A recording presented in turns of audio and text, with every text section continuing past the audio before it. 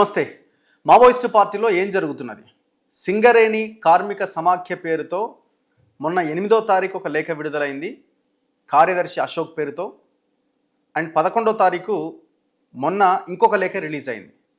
8వ తారీఖు రిలీజ్ అయిన లేఖలో అందులో ప్రస్తావించిన అంశం ఏంటంటే, మేము ఏదైతే మల్లోజుల వేణుగోపాల్ అలియాస్ అభయ్ అలియాస్ సోను ఏదైతే చెప్పాడో, మా పార్టీలో రెండు పంథాల మధ్య జరుగుతున్న పోరాటం అన్నది వాస్తవమే, అంటే లుకలుకలు ఉన్న మాట వాస్తవమే. ఆయన ఏదైతే శాంతి ప్రతిపాదన చేశాడో అభయ్, మావోయిస్ట్ అభయ్, ఏం శాంతి ప్రతిపాదన? మేము ఆయుధాలు విడిచిపెట్టి మేము శాంతి చర్చలకు రెడీ అని ఏదైతే చెప్పాడో, మేము సాయుధ విరమణ పాటిస్తాం తాత్కాలికంగా ఏదైతే చెప్పాడో దాన్ని మేము సమర్థిస్తున్నామని 8వ తేదీన ఈ లేఖ మనకి కనిపించింది, బయటకు వచ్చింది. దాని తర్వాత ఎవరి పేరుతో వచ్చింది? అశోక్ కార్యదర్శి పేరుతో వచ్చింది. సేమ్ అదే అశోక్ కార్యదర్శి పేరుతో 11వ తారీఖున మళ్ళీ ఇంకొక లేఖ వచ్చింది. ముసుగు వీరులారా ఇంకెన్నాళ్ళు, ఈ మెన్సివిక్ కుట్రలు ఇంకెంత కాలం అని ఇంకొక లేఖ బయటకు వచ్చింది మొన్న. ఈ లేఖ కూడా అశోక్ కార్యదర్శి పేరుతోనే ఉంది. ఎవరి అశోక్ అని అంటే, సింగరేణి ఈ ఉద్యమంలో చాలా కీలక పాత్ర పోషించిన మాజీ నక్సలైటీన ఈయన ప్రాణాలు కోల్పోవడం జరిగింది కార్మికోద్యమంలో. దీంట్లో ఆయన చాలా పెద్ద ఎత్తున ఆయన భాగస్వామ్యం ఉంది. అశోక్ అనట ఆయన పేరు, అసలు పేరు అశోక్, పార్టీలో ఆయన పేరు రమాకాంత్. సో రమాకాంత్ అంటే అందరికీ తెలుసు ఈ కార్మికోద్యమంలో. సో ఆయన అసలు పేరు అశోక్. సో ఆయన పేరు మీదనే ఫస్ట్ లెటర్ ఆయన పేరు మీదే వచ్చింది, సెకండ్ లెటర్ కూడా ఆయన పేరు మీదనే వచ్చింది. సో ఇదంతా కూడా ఒక గందరగోళం సృష్టించే ఒక ప్రయత్నం జరుగుతున్నట్టుగా కనబడుతున్నది. సో దీన్ని మావోయిస్టు పార్టీ ఖండిస్తూ తాజాగా ఈ అశోక్ కార్యదర్శి పేరుతోనే ఈ తాజా లెటర్ని రిలీజ్ చేయడం జరిగింది. అయితే ఇప్పుడు వచ్చిన లెటర్లో ఏముందో ఒక్కసారి మీ ముందు చదివి వినిపించే ప్రయత్నం చేస్తా. సింగరేణి కార్మిక సమాఖ్య సీకాసా పత్రికా ప్రకటన. ముసుగు వీరులారా ఇంకెన్నాళ్ళు, ఈ మెన్సివిక్ కుట్రలు. ప్రియమైన విప్లవ శ్రేణులకు, ప్రజాస్వామ్యవాదులకు, ప్రజలారా, ఈ సమాజంలో వర్గాలు అంతం కావాలని, కుల వివక్ష, ఆధిపత్యం, దోపిడీ లేని సమాజం కోసం భారతదేశంలోని కొన్ని వందల సంవత్సరాలుగా ప్రజలు పోరాటం చేస్తున్నారు. ఈ పోరాటాలను అనేక రూపాల్లో కొనసాగించారు, నిరసన తెలిపారు. మూతికి గుడ్డలు కట్టుకొని కావచ్చు, నల్ల జెండాలతో కావచ్చు, గ్రామ బహిష్కరణ కావచ్చు, దోపిడీదారులకు పనులు బంద్ చేయడం కావచ్చు, కార్మికులు ఉత్పత్తిని బంద్ చేయడం ద్వారా కావచ్చు, చట్టబద్ధమైన అనేక రకాల ప్రయత్నాలు చేస్తున్నారు. చిట్ట చివరకు మాత్రమే ప్రజలు ప్రజాకంటకులకు తీవ్రమైన శిక్షలు వేస్తారు. ఇది చారిత్రాత్మక సత్యం.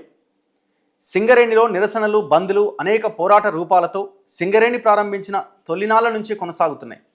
బాంచన్ దొర, కాల్మొక్త దొర ఇక చెల్లదంటూ ప్రారంభమైన జగిత్యాల జైత్రయాత్ర కాలం నుంచి సింగరేణిలో ఉద్యమాలకు సైరన్ మోగించారు. ఈ సికాసా ప్రారంభమైన 1982 నుంచి కార్మికోద్యమం భారతదేశంలో అన్ని బొగ్గు గనుల ఉద్యమాలకు 1982లో ఈ సింగరేణి కార్మిక సమాఖ్యని ఏర్పాటు చేశారన్నమాట. తాగునీరు, విద్య, వైద్య, నివాస సౌకర్యాల కోసం సాగించిన నిరసనల వల్ల చాలా ఫలితాలు కార్మికులు సాధించగలిగారు. రాజ్యం అమలు చేసిన అనేక రకాల నిర్బంధాలు భరిస్తూ అలుపెరగని పోరాటం చేశారు. ఆర్థిక పోరాటాలను రాజకీయ పోరాటంగా మలిచారు. పర్యావరణ పరిరక్షణ కోసం ఎన్నో ప్రయత్నాలు చేశారు. సికాసా నిర్వహించిన పోరాటాలకు అండగా నిలిచిన సుమారు 36 మంది రక్త తర్పణ కూడా చేశారు. పురిటి నొప్పులు లేనిదే తల్లి బిడ్డకు జన్మనివ్వదు అనేది ఎంత వాస్తవమో, పోరాటాలు, త్యాగాలు లేనిదే హక్కులు సాధించలేమనేది సింగరేణి కార్మికుల జీవితాల్లో నిలిచింది. మంత్రాలకు చింతకాయలు రాలవు అనేది జగమెరిగిన సత్యం. కానీ మనువాదం వంటబడ్డ వాళ్ళు పై సూక్తిని ఒప్పుకోరు. మనువాదం వంటబట్టిన వాళ్ళు పై సూక్తిని ఒప్పుకోరు. ఎవరి వేణుగోపాల్? మల్లోజుల వేణుగోపాల్. ఎవరైతే మావోయిస్టు పార్టీలో లుకలుకలు ఉన్నాయి, వాళ్ళంతా వాళ్ళు తప్పులు చేశారు, మేము ఈ సాయుధ విరమణ పాటించడానికి తాత్కాలికంగా సిద్ధంగా ఉన్నామనేది లెటర్లు, ఆడియోలు రిలీజ్ చేశారో ఆయన ఇప్పుడు ఆ వాస్తవాలను వక్రబుద్ధితో వక్రీకరిస్తూ చరిత్రను తలకిందులుగా చూపడానికి ప్రయత్నిస్తున్నాడు. మార్క్స్ సిద్ధాంతం నుంచి కర్మ సిద్ధాంతంలోకి జారుకుంటున్నాడు. గత సంవత్సర కాలంగా ఆయనలో మొదలైన తిరోగమన ఆలోచనలను ఆచరణలో పెట్టడానికి మెల్లమెల్లగా ఒక గుంపును పోగు చేసుకుంటున్నాడు. జినుగు నరసింహారెడ్డి లాంటి ఒకరిద్దరిని ఏజెంట్లుగా పెట్టుకొని తేనెపూసిన కత్తిలాగా పని సాగించాడు. అమరుల త్యాగాలను హేళన చేస్తూ మనువాదుల ముహూర్తాలకు సహాయాన్ని అందిస్తూ భారత విప్లవ పురోగమనాన్ని అడ్డుకోవడానికి పూనుకున్నాడు. సిద్ధాంత చర్చలను, వ్యూహ ఎత్తుగడల విషయాలను కేంద్రీకృత ప్రజాస్వామ్య పద్ధతిలో పరిష్కరించుకునే పద్ధతికి తిలోదకాలిచ్చి దోపిడీదారుల ఏజెంట్లైన పాలకుల భాషనెత్తుకున్నాడు. మావోయిస్టు పార్టీలో, విప్లవ శ్రేణుల్లో, ప్రజాస్వామ్యవాదుల్లో, చివరికి ప్రజల్లో గందరగోళం సృష్టించడానికి పథకం ప్రకారం ఈ పని చేస్తున్నాడు. అనన్య త్యాగాలు చేసే విప్లవకారులు కాలమాన అవసరాలకు తగ్గట్టుగా వ్యూహ ఎత్తుగడలు మార్చుకోవడానికి ఎప్పుడూ వెనుకాడరు. కాలమాన పరిస్థితి పేరుతో మనువాదులు చెప్పే కర్మ సిద్ధాంతం విప్లవ పురోగమనానికి పనికిరాదు అని మాత్రమే సింగరేణి కార్మిక సమాఖ్య భావిస్తున్నది. శ్రమ దోపిడీ లేని సమాజ లక్ష్యంగా చట్టబద్ధ ప్రజాస్వామ్యయుత పోరాటాలను సికాసా కొనసాగిస్తుంది. కార్మికుల సమస్యల పరిష్కారం కోసం మెజారిటీ కార్మికుల అభిప్రాయాలతో అన్ని పోరాట రూపాల్లో ముందుకు సాగుతుంది. ఓటమి విజయానికి తల్లి లాంటిది. ఉద్యమాల్లో, పోరాటాల్లో స్థల మార్పిడి ఉంటుంది, కానీ అస్త్ర సన్యాసం అనేది ఉండదు. ఇవన్నీ వేణుగోపాల్కు తెలియంది కావు, బోధించనివి కావు, పేజీల కొద్దీ రాయనివి కావు. పచ్చకామెర్ల రోగిలాగా ఇప్పుడు పూర్తి విరుద్ధంగా మాట్లాడుతున్నాడు, గుంపు గడుతున్నాడు. ఆయన చెబుతున్న ఈ సిద్ధాంతం చెల్లుబాటు కాదనేది తెలిసి కూడా గందరగోళం సృష్టిస్తున్నాడు. సికాసా తరపున మేము చికాగో అమరుల రక్తంతో మొదలైన ఎర్ర జెండా పోరాట వారసత్వాన్ని కొనసాగిస్తూ కార్మికుల హక్కుల సాధనలో ముందుకు సాగుతామని మరోసారి తెలియజేస్తున్నాం. మీకు ఏమాత్రమైన అమరుల త్యాగాలపైన ఏమాత్రమైన గౌరవం ఉంటే తప్పుడు ఆలోచనలు, విధానాలు మానుకోవాలని విజ్ఞప్తి చేస్తూ, భారత విప్లవోద్యమ పురోగమనానికి ఆటంకంగా మారి ద్రోహం తలబెడుతున్న నీవు కనీసం అమ్మ మధురమ్మకు ప్రతిజ్ఞాపూర్వకంగా ప్రకటించుకున్న నీ వీలునామా మరచి నీవు నీ అమ్మకు కూడా ద్రోహం చేస్తున్నావు అని చాలా గట్టిగా స్ట్రాంగ్ రిప్లై కార్యదర్శి అశోక్ పేరుతో సింగరేణి కార్మిక సమాఖ్య ఈ లెటర్ విడుదల చేసింది. ఎందుకు ఈ లెటర్ రిలీజ్ చేయాల్సి వచ్చిందనంటే, ఇంతకుముందు చెప్పినట్టు 8వ తేదీన ఒక లెటర్ వచ్చింది. ఆ లెటర్లో ఏముంది? సికాసా మల్లోజుల వేణుగోపాల్ ఏదైతే నినాదాన్ని ఎత్తుకున్నాడో దానికి మేము సానుకూలంగా ఉన్నామని ఒక లెటర్ వచ్చింది. అదే అశోక్ కార్యదర్శి పేరుతో. సింగరేణి కార్మిక సమాఖ్య సికాసా పేరుతో వచ్చిన లెటర్లో ఏముందంటే, మా పార్టీలో 2 పంథాల మధ్య జరుగుతున్న పోరాటం వాస్తవమే. మా కేంద్ర కమిటీ పోలిట్ బ్యూరో సభ్యుడు సోను అలియాస్ అభయ్ శాంతి ప్రతిపాదనను సికాసా సమర్థిస్తుంది అని వచ్చింది. ఎవడు సమర్థించిండు అని దానికి కౌంటర్గా ఈ లెటర్ వచ్చింది. ఇది ఇంతకుముందు చదివిన లెటర్. ప్రియమైన ప్రజలారా, ఫస్ట్ వచ్చిన లెటర్ ఇది. ప్రియమైన ప్రజలారా, గత 2 సంవత్సరాలుగా మా పార్టీలో 2 పంథాల మధ్య ఘర్షణ జరుగుతున్నది వాస్తవమే. విప్లవ పార్టీలో 2 పంథాల మధ్య పోరాటం అభివృద్ధికరమైందే. అనేక కేంద్ర కమిటీ సమావేశాల్లో పార్టీ అవలంబిస్తున్న వ్యూహం ఎత్తుగడల గురించి లోతైన చర్చలు జరిపినప్పటికీ వాటిని మార్చుకోవడంలో మా కేంద్ర కమిటీ మరియు రాష్ట్ర కమిటీలు విఫలమయ్యాయి అనేది వాస్తవం.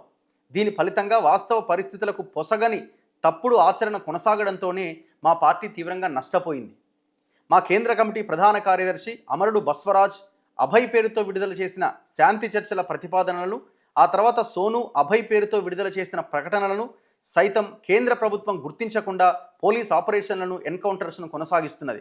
ప్రజాస్వామిక దేశం అని భావించే మన దేశంలో భారత ప్రభుత్వం ఇటువంటి మొండి వైఖరి అవలంబించడం ఏ రకంగానూ సరైంది కాదు అని మాట్లాడుతూనే, దీర్ఘకాలిక ప్రజాయుద్ధ మార్గంలో మా పార్టీ తీవ్రంగా నష్టపోయిన ఈ స్థితిలో ఆయుధాలు త్యజించి రాజ్యాంగ పరిధిలో చట్టబద్ధంగా ప్రజల సమస్యలపైన పనిచేస్తూనే రాజ్యాధికారం లక్ష్యంగా విప్లవ పార్టీ నిర్మాణాన్ని బలోపేతం చేసుకోవడమే సరైన ఎత్తుగడగా సికాసా గుర్తిస్తున్నది. మా మెజారిటీ పార్టీ యూనిట్లు శాంతిని నెలకొల్పడం, సాయుధ పోరాటాన్ని విరమించడం అనే విషయంలో సానుకూల వైఖరి కలిగి ఉన్నాయి. ఈ సందర్భంగా సికాసా మా పీబీఎం సోను శాంతి ప్రతిపాదనలకు సమర్థిస్తున్నది అంటూ ఈ లెటర్ని సేమ్ అశోక్ పేరుతోనే రిలీజ్ చేయడం జరిగింది. సో దీంతో నేను ఎంతమంది చదివినటువంటి 11వ తారీఖు లెటర్ని మళ్ళీ కౌంటర్గా రిలీజ్ చేయడం జరిగింది. సో మొత్తానికి గందరగోళం కొనసాగుతున్నది. ఒక్కసారి గాదె ఇన్నయ్య గారికి ఒకసారి ఫోన్ చేద్దాం, అసలు ఏం జరుగుతున్నది ఈ మొత్తం వ్యవహారంలో. మరి ఆ లెటరా ఈ లెటరా, ఏ లెటర్ని నమ్మాలి?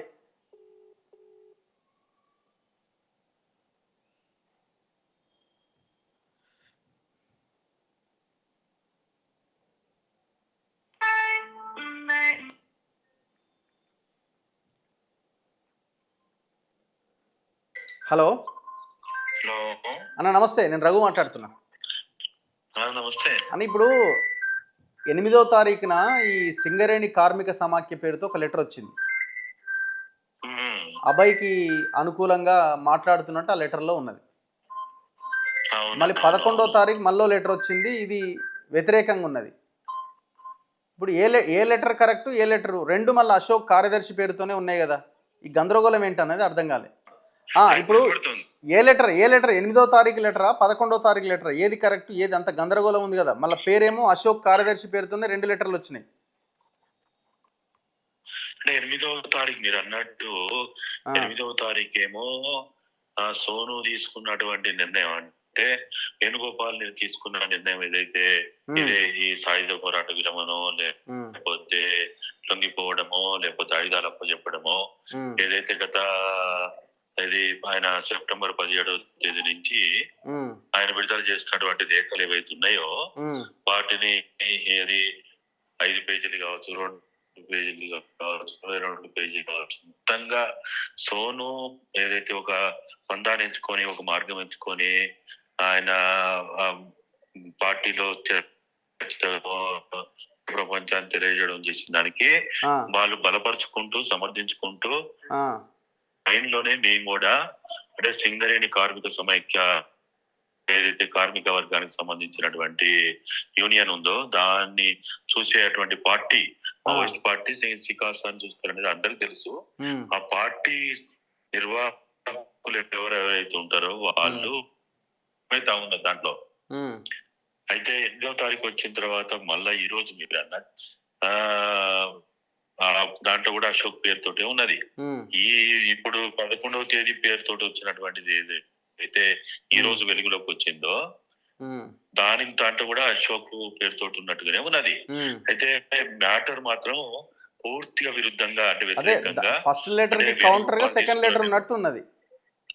ఉన్నట్టున్నది. ఆ, వేణుగోపాల్ తీసుకున్నటువంటి నిర్ణయము అది సరి అయింది కాదు అని చెప్తూ ఇక తీవ్రమైనటువంటి విమర్శ ఉమ్, తర్వాత ఇంకా ఇతరత్ర అన్ని కూడా అవును. చాలా ఘాటుగానే దాంట్లో కనపడతా ఉన్నది. ఉమ్, అయితే పార్టీ అంటే ఒక రకంగా మనం కనపడేది ఏంటి, వేణుగోపాల్ తీసుకున్న నిర్ణయాన్ని వ్యతిరేకించే ఆ పార్టీ సింగరేణి చూసే పార్టీ కావచ్చు, ఉమ్, సికాసా కావచ్చు, వాళ్ళు ఉమ్. దీన్ని విడుదల చేసినట్టుగా మనకు అర్థమవుతా ఉన్నది. ఇప్పుడు రెండు రిలీజ్ చేసింది ఒకరేనా, వేరు వేరు గ్రూప్లా అయి ఉండొచ్చా? అట్లయితే అది వేణుగోపాల్ తీసుకున్న నిర్ణయాన్ని సమర్థిస్తూ ఇచ్చినటువంటి అంటే అభయ్ సోను పేరుతో వచ్చినటువంటి లేఖలని సమర్థిస్తున్నట్టుగా వచ్చిందేమో 8వ తారీఖుది. అవును, 8వ తారీఖు పేరుతో.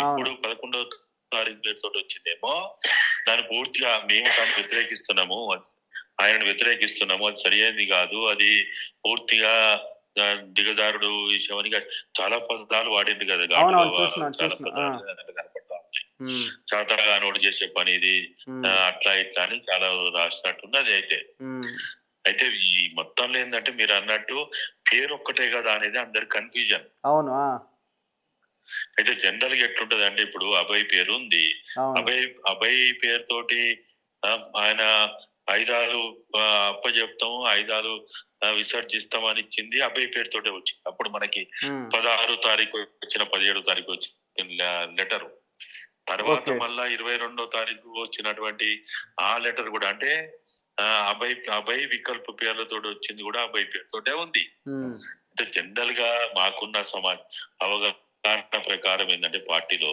ఉమ్, ఎవరైతే పార్టీ అధికార ప్రతినిధి పేరు ఉంటుందో, పేరు వ్యక్తి కాదు ఇక్కడ ముఖ్యం, ఓకే, ఆ పేరు పార్టీ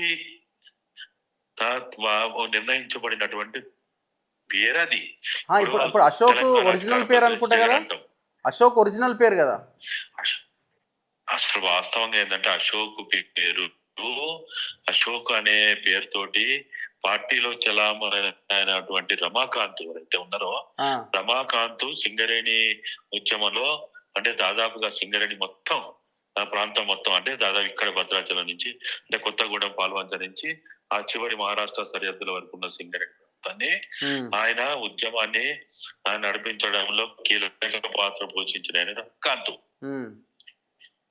ఆ రమాకాంత్ అమరుడైనటువంటి ఆయన అసలు పేరు అశోక్ అని అంటున్నారు. అశోక్ పేరే పార్టీ సింగరేణి అధికార ప్రతినిధిగా స్పోక్స్ ఇటువంటి ప్రకటనలు విడుదల చేయడానికి ఆ పేరు వాడుతున్నారు అనేది అందరు చెప్తా ఉన్నారు.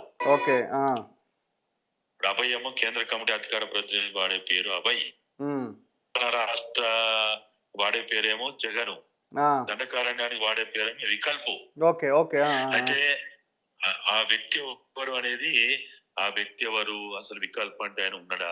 కానీ ఇప్పుడు సరే, ఇప్పుడు ఇదంతా ఒక గందరగోళం సృష్టించడానికి జరుగుతున్నదేనా, ఎట్లా, ఏ రకంగా చూడాలి? అంటే ఇప్పుడు ఈ రోజు వచ్చినటువంటి లేఖ సారాంశం మొత్తం చూస్తే మాత్రం, అంటే ఏదైతే అభయ్ వికల్ప్ పేరుతో 22వ తేదీ కేంద్ర కమిటీ నుంచి వచ్చింది కానీ, లేకపోతే జగన్ పేరుతో వచ్చినటువంటి తెలంగాణ స్టేట్ కమిటీ బాధ్యులుగా వచ్చిన అది కానీ, ఇవన్నీ కూడా ఈ రోజు వచ్చింది కానీ, ఇవన్నీ ఒక తీరు కనపడతా ఉన్నాయి. ఓకే. అంత ముందు వచ్చినటువంటి అదే సికాసా పేరుతో వచ్చింది కానీ, మాడు పేరుతో వచ్చింది కానీ, గడ్చిరోలి పేరుతో వచ్చింది కానీ, ఈవెన్ లేకపోతే అబ్బాయి పేరుతో వచ్చిన వేణుగోపాల్ సోను రాస్తే కానీ, ఇవన్నీ ఒక రకంగా కనపడతా ఉన్నాయి. ఈ మొత్తం లేఖలన్నీ కూడా రెండు భిన్నమైనటువంటి ఆలోచనలని, భావాన్ని వ్యక్తీకరిస్తున్నట్టు కనపడతా ఉన్నది. ఒకటేమో మేము ఉద్యమాన్ని, పోరాటాన్ని కొనసాగిస్తాము, మేము ఈ ఖగాన్ని వ్యతిరేకిస్తాము, ఖగాన్ని ఎదుర్కొంటాము, మేము ప్రజల్లోనే ఉంటాం, ప్రజలతోటి పోరాటాన్ని నిర్వహిస్తాము అనేది ఒకటి కనపడతా ఉన్నది. ఇంకొకటేమో ఇది కాదు, ఇది ఇప్పుడు మనం చేయలేము కాబట్టి ఆయనని మొత్తం. అంటే ఇప్పుడు మీ అంచనా ప్రకారం ఇది ఓన్లీ అభయ్ ఒక్కడే రాస్తున్న లెటర్ కింద కనిపిస్తున్నదా? అభయ్ కింద కూడా పెద్ద టీం ఉన్నది, సో మావోయిస్ట్ పార్టీ రెండుగా చీలిపోయింది, చీలిన వర్గం ఇటు ఒకటి అటు ఒకటి ఉన్నదని మనం భావించాల్సి ఉంటుందా? అంటే ఇప్పుడు మనకు కనపడే దాంట్లో అభయ్ సోను పేర్లతో ఉన్నది వేణుగోపాల్, అది క్లియరా. రూపేష్ పేరుతో ఉన్నదేమో తక్కలి వెలివాసుదేవరావు. ఆయన వేణు ఇచ్చిన స్టేట్మెంట్ అభయ్ పేరుతోటి, సోను ఇచ్చిన స్టేట్మెంట్ ప్రకారం ఏంటంటే రూపేష్ నాతో ఉన్నాడని ఇచ్చాడు. మిగతా పేర్లు ఏవి కూడా ఇప్పటి వరకు ఆయన ప్రకటించలే. పార్టీలో ఉన్న కేంద్ర కమిటీ వాళ్ళది కానీ, లేకపోతే రాష్ట్ర కమిటీలు కానీ ఏమీ ప్రకటించలే.